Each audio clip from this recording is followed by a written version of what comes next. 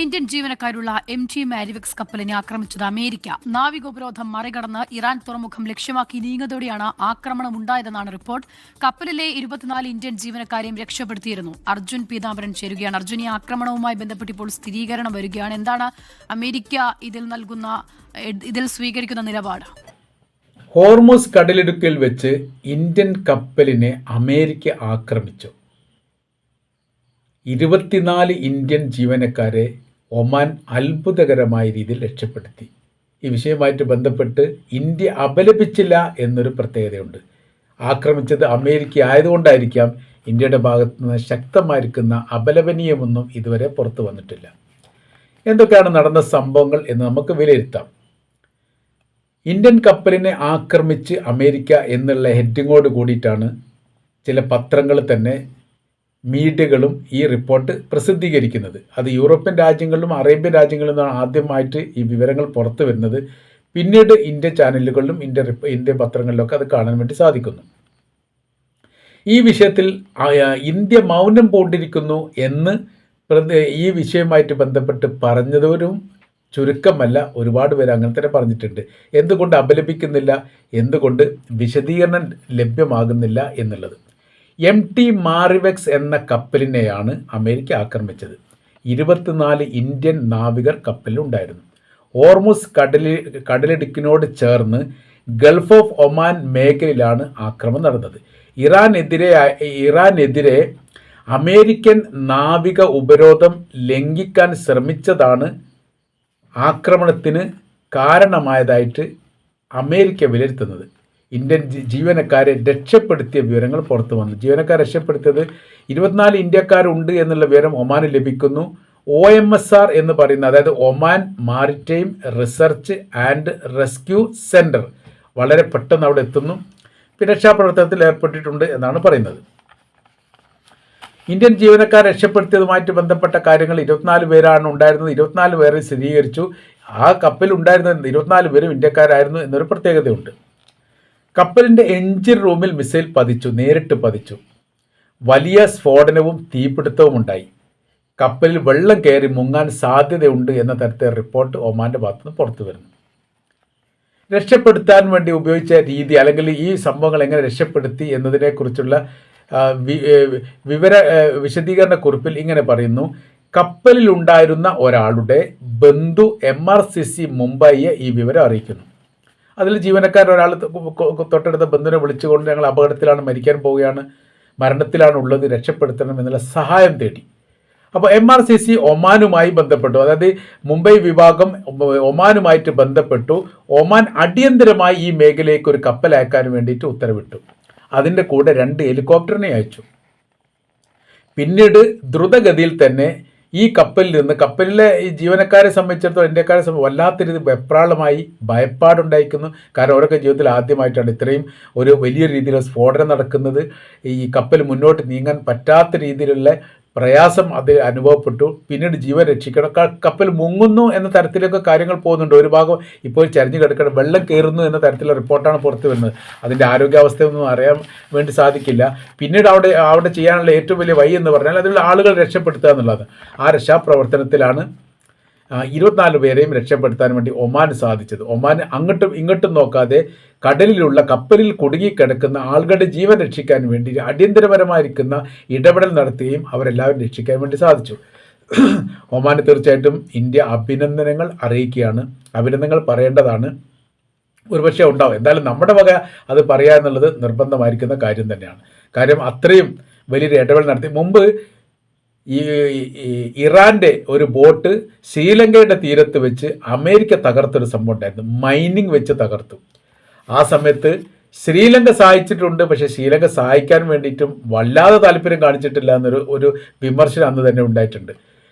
അവർ ഈ കാര്യവുമായിട്ട് ബന്ധപ്പെട്ട് ചർച്ച കൂടുന്നു, മീറ്റിംഗ് കൂടുന്നു, അതിനുശേഷം തീരുമാനിക്കുന്നു. അപ്പോഴൊക്കെ ഈ കടലിൽ താഴുകയും ഇതിലുള്ള ആൾക്കാർ കടലിൽ വീണുകൊണ്ട് മരിച്ചുകൊണ്ടിരിക്കുകയും ചെയ്യാണ്. അങ്ങനത്തെ വല്ലാത്തൊരു ഘട്ടമായിരുന്നു അത്. ആ ഘട്ടത്തിൽ വലിയ ഇടപെടൽ ശ്രീലങ്ക പിന്നീടാണ് ചെയ്തത്. നേരെ മറിച്ച് ഒമാൻ ചെയ്തത് അങ്ങനെയൊന്നുമല്ല, അങ്ങോട്ടും ഇങ്ങോട്ടും നോക്കിയിട്ടില്ല, അവർ ആ പ്രവൃത്തി ചെയ്തു.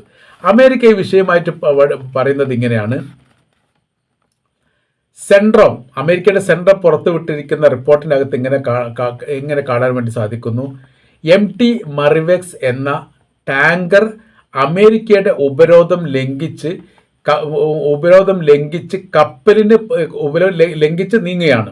ഈ കപ്പലിന് പലതവണ മുന്നറിയിപ്പ് തങ്ങൾ നൽകിയിട്ടുണ്ട്. കപ്പൽ നിർദ്ദേശങ്ങൾ പാലിച്ചിട്ടില്ല. നിർദ്ദേശങ്ങളൊന്നും പാലിക്കാത്ത രീതിയിൽ അവർ നീങ്ങിക്കൊണ്ടേയിരിക്കുന്നു. ഇത് യാഥാർത്ഥ്യമാണോ അല്ലെന്ന് പറയാൻ പറ്റില്ല.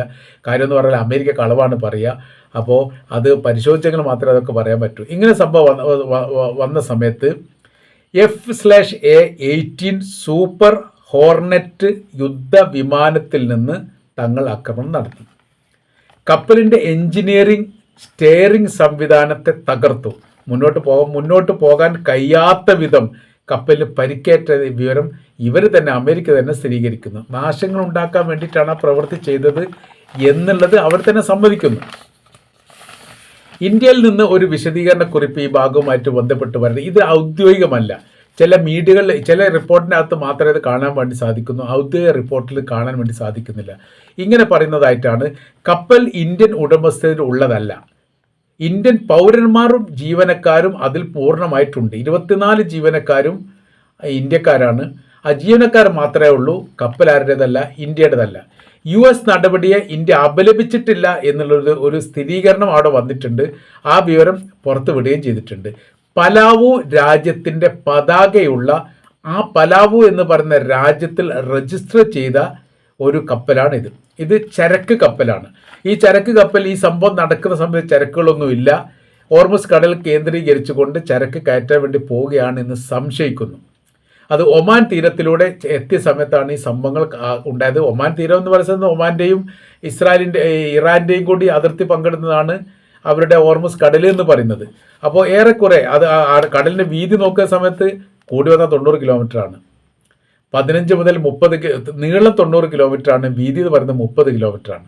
ഈ 30 കിലോമീറ്റർ തന്നെ 15 കിലോമീറ്റർ വീതിയുള്ള സ്ഥലമുണ്ട്, 30 കിലോമീറ്റർ വീതിയുള്ള സ്ഥലമുണ്ട്. എന്നാൽ ഈ 3 കിലോമീറ്റർ മാത്രമാണ് സഞ്ചാരയോഗ്യമായിരിക്കുന്ന പാതയായിട്ട് ഈ കടലുള്ളത്. അപ്പോൾ വളരെ ഇടുങ്ങിയിരിക്കുന്ന ഒരു റൂട്ട് പാതയാണ്. ഏത് ഭാഗത്തു നിന്ന് ആക്രമണം നടത്താൻ വേണ്ടി സാധിക്കും എന്ന തരത്തിലാണ് ഇതിൻ്റെ സംവിധാന രൂപങ്ങളൊക്കെ ഉള്ളത്. അത് പ്രകൃതി ഉണ്ടാക്കിയതാണ്, അതല്ലാതെ രാജ്യം ഉണ്ടാക്കിയതൊന്നുമല്ല. ഇപ്പോൾ പ്രസക്തമായിരിക്കുന്ന ഒരു ചോദ്യം അമേരിക്കയോട് വ്യത്യസ്തമായിരിക്കുന്ന ലോകരാജ്യങ്ങൾ ചോദിക്കുന്നുണ്ട്. നിങ്ങളുടെ നിയന്ത്രണത്തിലാണ് എന്ന് നിങ്ങൾ അവകാശപ്പെടുന്ന ഈ മേഖലയിലൂടെ ഒരു കപ്പൽ സഞ്ചാരം നടത്തുമ്പോൾ അത് ഏത് കപ്പലാണ്, ഏത് ജീവനക്കാരാണ്, എവിടെ നിന്ന് വരുന്നു, എങ്ങോട്ട് പോകുന്നു, ഇതൊന്നും മനസ്സിലാക്കാൻ സാധിക്കുന്നില്ലേ? അങ്ങനെ ഇല്ലെങ്കിൽ യഥാർത്ഥത്തിൽ ഇറാനിൽ നിന്ന് അത് പഠിക്കണം എന്ന തരത്തിലാണ്. ഈ ഒരു നിലപാടിലേക്ക് ലോകരാജ്യങ്ങൾ അമേരിക്കക്കെതിരെ ഇപ്പോൾ അഭിപ്രായം പറയുന്നിടത്തേക്ക് കാര്യങ്ങൾ എത്തുകയാണ്. അപ്പോൾ അവർ ആ കാര്യം ഈ മേഖല കേന്ദ്രീകരിച്ചുകൊണ്ട് ഏത് കപ്പലിനെയും ആക്രമിക്കുന്ന രീതി അമേരിക്ക മാറ്റണം എന്ന് മാത്രമല്ല, ഇത്തരമൊരു സംഭവങ്ങൾ യാദൃശ്ചികമായി സംഭവിച്ചു പോയാൽ ഖേദപ്രകടനം നടത്തുക എന്നുള്ളത് സ്വാഭാവികമായിട്ട് ചെയ്യേണ്ടതാണ്. മാത്രവുമല്ല, ഇതിലെ ജീവനക്കാർ ഒരു തെറ്റും ചെയ്യാത്തവരാണ്. അവരെ രക്ഷപ്പെടുത്താനുള്ള അനിവാര്യമാണ്. അമേരിക്കയും ഈ ഇന്ത്യയും തമ്മിലൊക്കെ വലിയ രീതിയിലുള്ള സൗഹൃദ ബന്ധമാണ്. ആ ബന്ധത്തെ ഉപയോഗപ്പെടുത്തിക്കൊണ്ട് 24 ഇന്ത്യക്കാരെ രക്ഷപ്പെടുത്താൻ വേണ്ടിയിട്ട് ശ്രമകരമായിരിക്കുന്ന പ്രവൃത്തി ചെയ്യാൻ നേതൃത്വം നൽകേണ്ട യഥാർത്ഥത്തിൽ അമേരിക്കയാണ്. അതിന് സംവിധാനം അവർക്ക് വേണം. കപ്പലെ വെടിവെച്ച് കഴിഞ്ഞിട്ട് കടലിൽ താഴ്ത്തുകയല്ല വേണ്ടത്. അതിൽ നിരപരാധിയായിരിക്കുന്ന ജീവനക്കാരുണ്ടെങ്കിൽ അവരെ ജീവൻ രക്ഷപ്പെടുത്തുക എന്നുള്ളത് അനിവാര്യമായിരിക്കുന്ന കാര്യമാണ്. അതിൽ കുറ്റമറ്റ രീതിയിലുള്ള കുറ്റകൃത്യം പോലെയുള്ള പ്രവൃത്തിയാണ് അമേരിക്ക ചെയ്തത് എന്നുകൂടി ഇതിനോട് കൂട്ടി വായിക്കാൻ വേണ്ടി സാധിക്കുന്നതാണ്. ഏതായിരുന്നാലും ഇപ്പോഴത്തെ നിലവിലെ സാഹചര്യത്തിൽ വിചാരണ ചെയ്യപ്പെടേണ്ടത് അമേരിക്കയാണ് എന്ന കാര്യത്തിൽ യാതൊരു സംശയവുമില്ല. കാര്യം എന്ന് പറഞ്ഞാൽ ഏതെങ്കിലും തരത്തിൽ ഇത് ലക്ഷ്യം കാണാത്ത രീതിയിലായിരുന്നു സംഭവമെങ്കിൽ ഒരുപക്ഷെ ഇവർക്ക് ജീവപായം ഉണ്ടാകുന്ന രീതിയിലേക്ക് പോലും കാര്യങ്ങൾ എത്തുമായിരുന്നു. അവസരോചിതപരമായ രീതിയിൽ ഇടപെടാൻ വേണ്ടി ഇന്ത്യ ഗവൺമെൻറ്റിൻ്റെ മുംബൈയിലെ പ്രതിനിധികൾക്ക് സാധിച്ചു. ഒമാൻ അത് വളരെ കൃത്യതയോടുകൂടി ആ ദൗത്യം നിർവഹിക്കുകയും ചെയ്തു. അതുകൊണ്ട് അവർക്ക് രക്ഷപ്പെടാൻ വേണ്ടി സാധിച്ചു എന്നുള്ളത് തീർച്ചയായിട്ടും വല്ലാത്ത രീതിയിൽ അഭിമാനകരമായിരിക്കുന്ന ഒരു കാര്യം തന്നെയാണ്. അതിൽ പക്ഷേ അമേരിക്കയ്ക്ക് പങ്കില്ല. ഇതിൽ രക്ഷപ്പെടുത്തിയതിൽ പ്രവൃത്തി ചെയ്തത് അമേരിക്ക തന്നെയാണ്. തീർച്ചയായിട്ടും അമേരിക്ക തന്നെയാണ് പ്രതി എന്ന കാര്യത്തിൽ ഈ വിഷയവുമായിട്ട് ബന്ധപ്പെട്ട് യാതൊരു സംശയവും നിലനിൽക്കുന്നില്ല എന്നുള്ളതാണ് അതിൻ്റെ യാഥാർത്ഥ്യം.